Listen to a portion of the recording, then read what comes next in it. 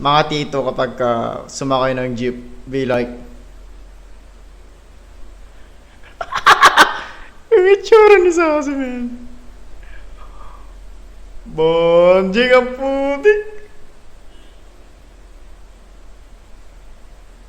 Ah. Patigasan ng loob, man! Oh.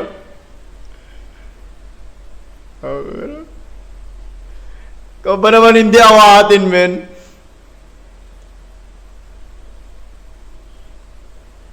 Buha ka nang yan! Walang patawad talaga, no?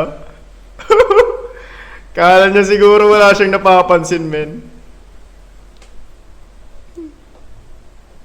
Grabe. Napakalupit talaga yung mga taong ganun kapag sumasakay ng jeep, no? Patikasan ng loob, guys!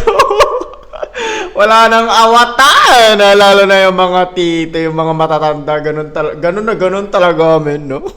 Napakataas ng standard. My God!